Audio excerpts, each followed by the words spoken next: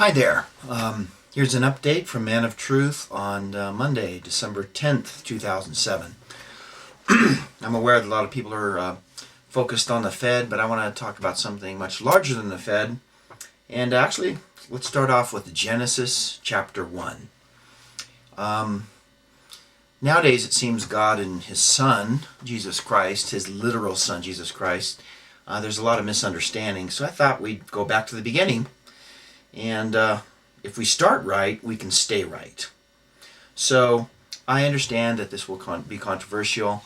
This message is for those that are truth seekers, and we're going to cut to the chase and get to the truth as incisively, correctly, and quickly as possible. So why not start with Genesis chapter 1. And this will be food for thought. I'll shoot some more video a little bit later and stream it tonight. Genesis chapter 1. Verse 26. I have, 4 or 5 or 6 versions of the Bible, so I'm using the King James with no apologies. 26. And God said, "Let us make man in our image." Think about that one. Our image. So God's not by himself, obviously. You can look into the Greek translations, whatever you want, and I think the deeper you look into this and original sources, you'll find out that King James is probably the closest to a correct translation. Or if you get into the Dead Sea Scrolls, it's also very interesting to do that. Let us make man in our image, after our likeness, and let them have dominion over the fishes of the sea, over the fowl of the air, and over the cattle, and over all the earth, and over every creeping thing that creepeth upon the earth. Man is to have dominion over the creatures. So God created man in his own image. In the image of God created he him.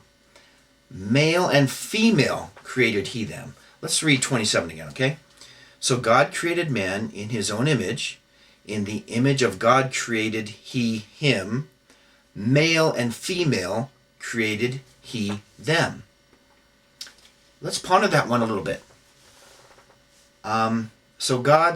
There's God in the plural, and there's a female there.